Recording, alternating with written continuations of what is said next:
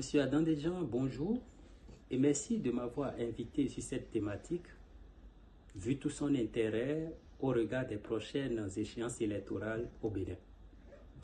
Je constate que nous avons 5 grandes questions à partager ce soir. La première, que vous inspire le pouvoir des partis politiques dans une démocratie contemporaine? Alors, les partis politiques jouent un rôle crucial dans la structuration de la vie démocratique. Je m'explique. La démocratie, c'est essentiellement 2 choses. Pouvoir du peuple, gouvernement du peuple. C'est ce que Abraham Lincoln appelle gouvernement du peuple par le peuple et pour le peuple, pour dire que le pouvoir en démocratie appartient au peuple. Ce peuple l'exerce soit directement, quand les citoyens réunis en assemblée décident pour eux-mêmes à main levée par exemple, et cela est d'une légitimité totale. C'est le cas des démocraties directes. On en compte peu ou presque pas, mais surtout dans les États de petite taille. Mais ce peuple peut aussi exercer son pouvoir souverain à travers des représentants, c'est-à-dire donc des élus, que les citoyens appelés au vote vont choisir pour agir en leur nom. Et c'est le modèle courant des démocraties contemporaines, donc la démocratie représentative. Il se trouve que ces représentants, ces élus, investis dans le pouvoir souverain du peuple, émanent des formations politiques. Ainsi donc, les partis politiques jouent en quelque sorte un rôle de médiateur entre le peuple et les gouvernants en proposant une offre politique et du personnel politique à qui le peuple donne mandat et pouvoir d'agir. Plus concrètement, les partis politiques exercent ce pouvoir en étant des canaux de représentation des intérêts des citoyens, en facilitant le débat public et en contribuant à la formation des gouvernements. Alors, non seulement ils animent la vie politique, mais encore plus, ils structurent et rendent compte de la vie démocratique et portent une responsabilité programmatique en ce sens que leur orientation politique impacte le développement des politiques publiques. Dans sa thèse selon laquelle la démocratie moderne n'est pas concevable sans les partis politiques, Chad Schneider, que j'aime beaucoup citer, et qui a une figure centrale aux États-Unis en matière d'études des partis politiques, va associer d'une part le meilleur indicateur possible de la nature de tout régime politique à l'état des partis politiques. Et de l'autre, il va associer la distinction la plus importante entre ce qu'on peut appeler démocratie et ce qu'on peut appeler dictature aux dynamiques partisanes. Vous voyez donc tout le poids que prennent les partis politiques dans la structuration et la vitalité démocratique. Mais attention, ce pouvoir des partis politiques peut également être source de dérives. Nous pouvons voir ensemble 3 cas majeurs d'enjeux à titre d'exemple. Le premier cas d'enjeu, lorsque les intérêts partisans prennent le pas sur le bien commun, il est évident que les partis politiques ne soient plus dans le rôle du pouvoir qui leur a été délégué, et cela pose de toute façon une certaine question de légitimité, de confiance et de participation politique des citoyens. Ceci explique aujourd'hui les forts taux d'abstention électorale qu'on constate. Il est donc essentiel que les partis s'engagent à promouvoir la transparence et l'intégrité pour renforcer la confiance des citoyens. Le deuxième cas d'enjeu. Si les choix électoraux provoquent des alternances qui ne se reflètent pas dans les politiques publiques, la démocratie n'est qu'une rhétorique. Cela interpelle la question des idéologies ou orientations politiques qui doivent déterminer l'offre politique des partis et son évolution en fonction des enjeux réels dans nos pays, d'une compétition électorale à une autre. Mais cela interroge aussi la question de la nature de la militance des citoyens et de leur responsabilité vis-à-vis des choix électoraux qu'ils opèrent.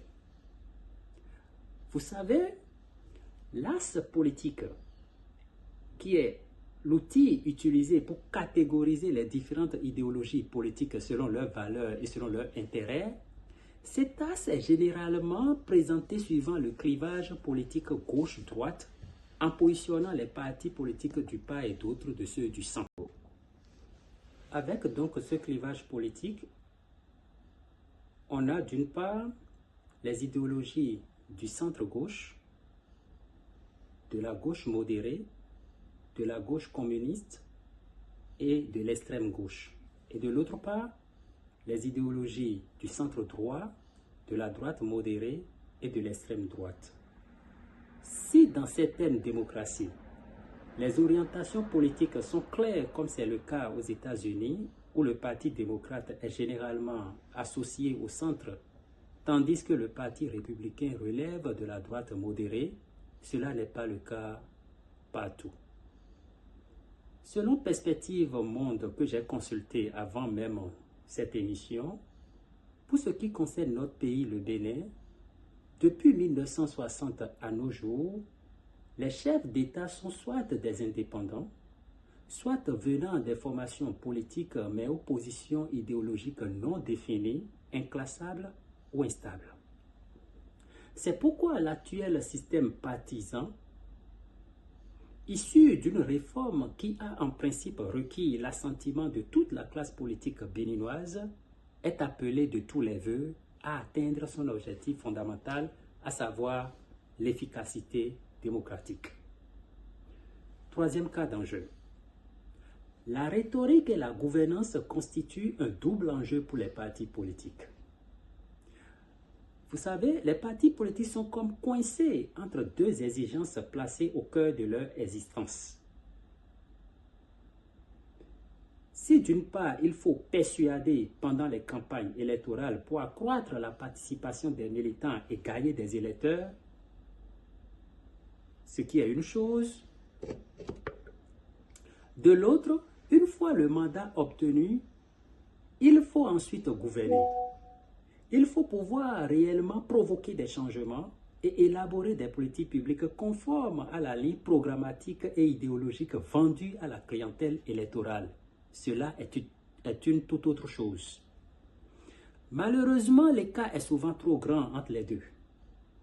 Il est donc essentiel de savoir, et là, je rejoins encore une fois Chad Schneider, qui dit que la démocratie est composée de leaders en compétition pour des postes de responsabilité. Si ces postes ne donnaient assez qu'à un pouvoir symbolique effectif, il n'y aurait pas de démocratie, ni même de demi-démocratie. Alors, M. Adanedjan, on en vient à la question 2. Quelle est l'importance de la participation politique pour un citoyen? La participation politique est essentielle pour la démocratie. Elle permet aux citoyens de faire entendre leur voix, d'influencer les décisions qui les affectent et de tenir les élus responsables. En s'engageant, les citoyens contribuent à une société plus juste et plus inclusive. De plus, la participation renforce le sentiment d'appartenance et de responsabilité civique crucial pour le développement d'une culture démocratique. La question 3. Pensez-vous que le citoyen profite mieux du système politique en militant? Mais oui. La militance peut offrir aux citoyens une meilleure compréhension du système politique et de ses enjeux.